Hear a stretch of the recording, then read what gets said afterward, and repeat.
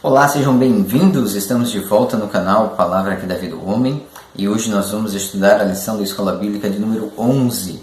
A teologia de Eliú, o sofrimento é uma correção divina? Este é o questionamento da lição. Texto áureo diz: ao aflito livra da sua aflição e na opressão se revela aos seus ouvidos. Jó 36,15. A verdade prática diz: o sofrimento não deve ser visto apenas sob o aspecto punitivo, mas principalmente educativo. Leitura bíblica no livro de Jó, capítulo 32, versículos de 1 a 4, depois Jó 33, versículos de 1 a 4, Jó 34, versículos de 1 a 6 e Jó 36, versículos de 1 a 5. Diz assim: então aqueles três homens cessaram de responder a Jó, porque era justo aos seus próprios olhos.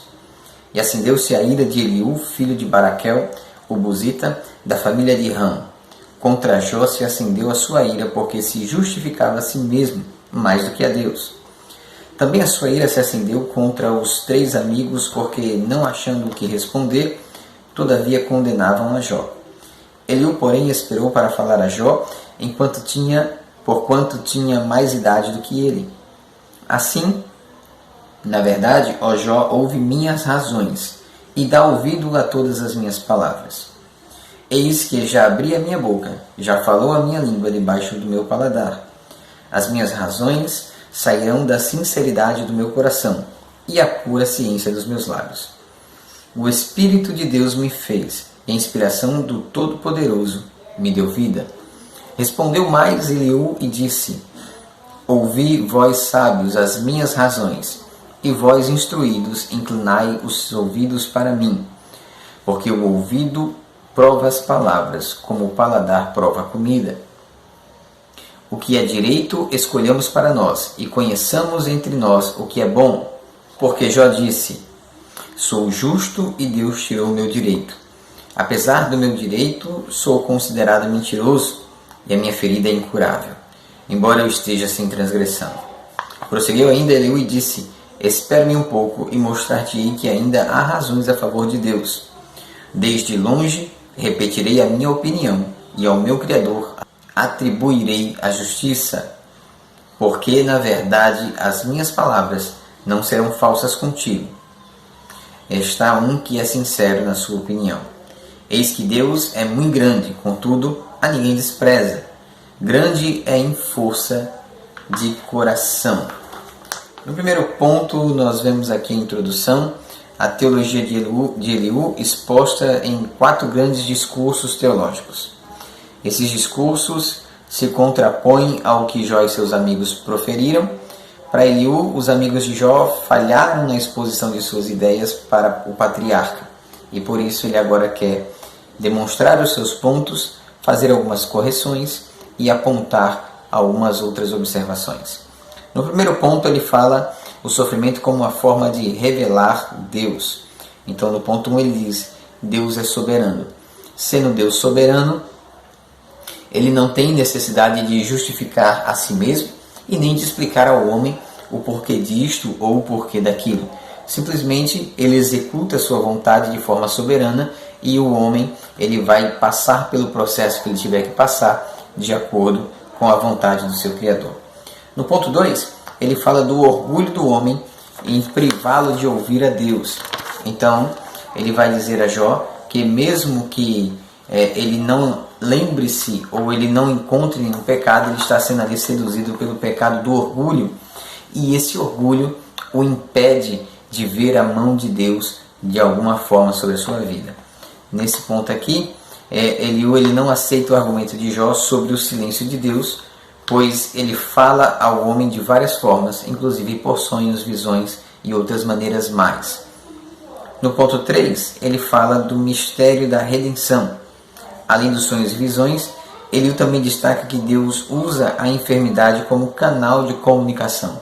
Então o que ele está dizendo seria mais ou menos assim: por algum motivo eu posso me esquecer de Deus, eu posso estar longe de Deus, e Deus pode criar alguma situação para me trazer a sua presença, ainda que essa situação não seja uma situação, digamos assim, prazerosa, possa ser criada por Deus uma ação que seja dolorosa e de alguma forma aquilo me encaminha a Deus através daquele sofrimento.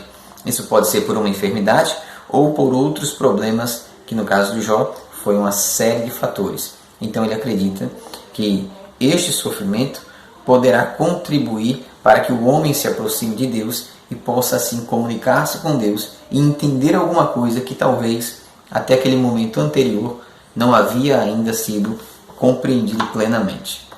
No ponto ou no tópico de número 2, o sofrimento como meio de revelar a justiça e a soberania de Deus, ele diz assim: a justiça de Deus é demonstrada. Como é que é demonstrada?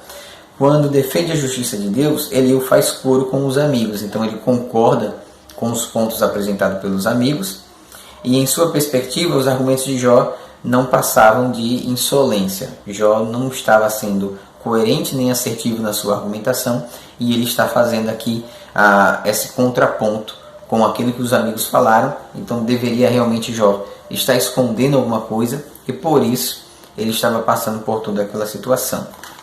No ponto 2 ele vai falar o caráter justo de Deus. Para não haver dúvida, ele o passa a descrever o caráter justo de Deus. Primeiro, ele age com justiça quando retribui ao homem o que ele merece. Então, ele está dizendo que Jó, de alguma forma, mereceu passar por aquilo. 2, Deus não precisa prestar conta dos seus atos a ninguém, visto que não recebeu autoridade de nenhum outro ser criado. Nesse ponto eu concordo com ele. Deus nem precisa justificar-se, nem precisa de autorização de ninguém para executar aquilo que ele quer executar, porque ele é Deus, né?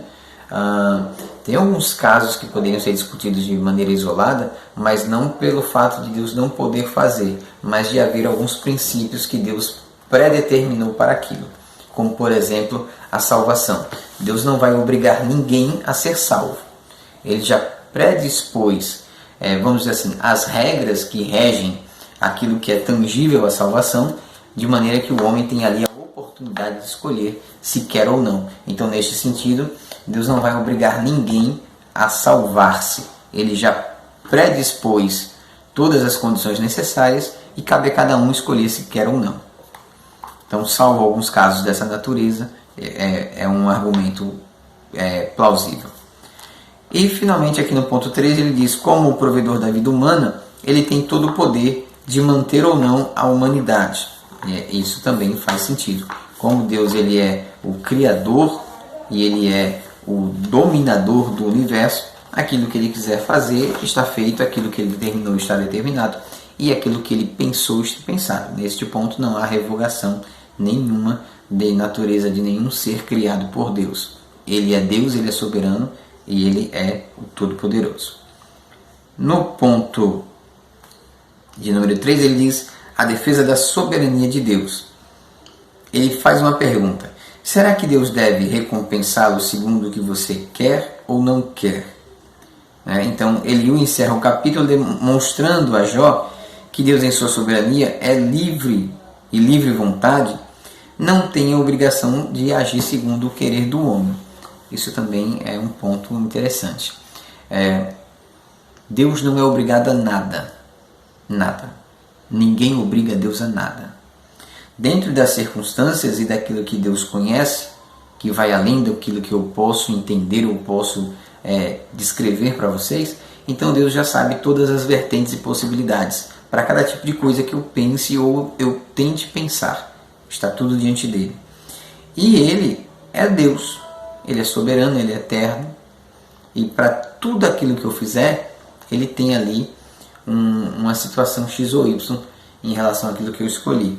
Então eu não consigo barganhar com a soberania de Deus. Ele é soberano de fato e de direito. Então isso é muito de uma pergunta que a gente poderia fazer. Por que Jó passou por aquilo? Se o próprio Deus diz que ele era temente, homem íntegro, desviava-se do mal. Aparentemente não há motivos para Jó passar por aquilo. Mas se nós fôssemos olhar assim friamente, talvez não havia necessidade na visão de Jó, ou na minha, ou na sua visão, ou na visão de outras pessoas. Mas será que o diabo sabia até onde Jó conseguia ir? Não. Será que Jó sabia até onde ele aguentava chegar? Não. Deus, sim. Então, Jó teve a oportunidade de conhecer mais profundamente a fé que ele tanto pregava, e o diabo teve a oportunidade de entender que Deus tem homens na terra que vão além das casas, dos carros, das fazendas, dos animais, dos bens. O diabo viu que existem homens que estão na presença de Deus simplesmente pelo prazer de estar diante do seu Deus. Então, tinham coisas que estavam ali ainda ocultas para muitas pessoas ou para muitos personagens que acompanharam aquela história de perto.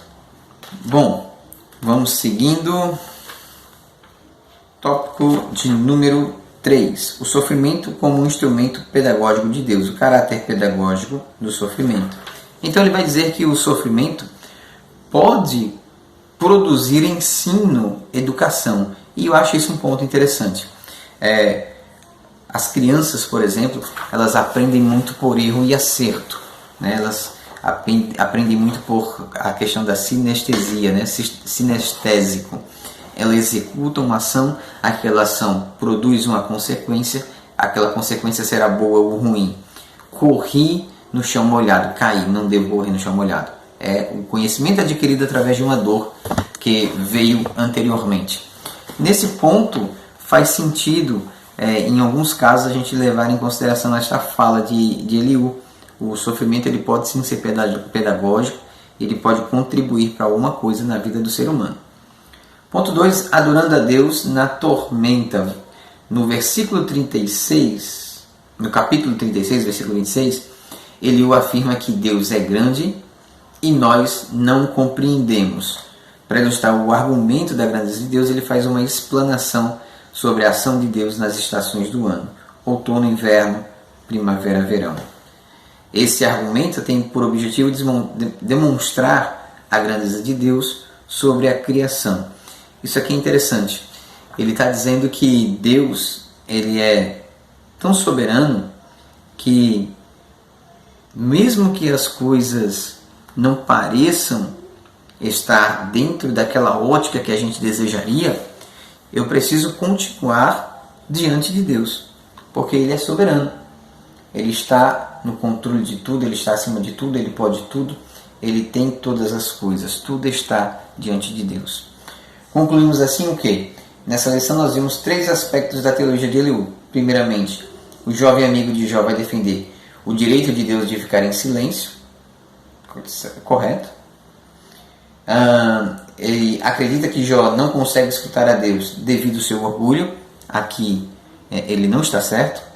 Ele tem uma visão equivocada da defesa de Jó, e a defesa de Jó não era pautada no orgulho, mas numa experiência que os seus amigos ainda não haviam tido, que era uma experiência pessoal com Deus. E, entretanto, o equívoco de Eliú está no fato de associar o sofrimento de Jó ao pecado, né? Onde há pecado, há sofrimento? Sim. Onde há sofrimento, há pecado? Não. Nem todo sofrimento é consequência de um pecado. Tá? O sofrimento é consequência do simples ato de existir. Aquele que vive, sofre. Aquele que não sofre, está morto. Então, enquanto há vida, enquanto há movimento, enquanto há ação, enquanto estivermos sobre esta terra, o simples fato de respirarmos trará sobre nós consequências que poderão ser dolorosas pelo simples fato de estarmos vivos. Que Deus te abençoe e Deus te guarde. Em nome de Jesus.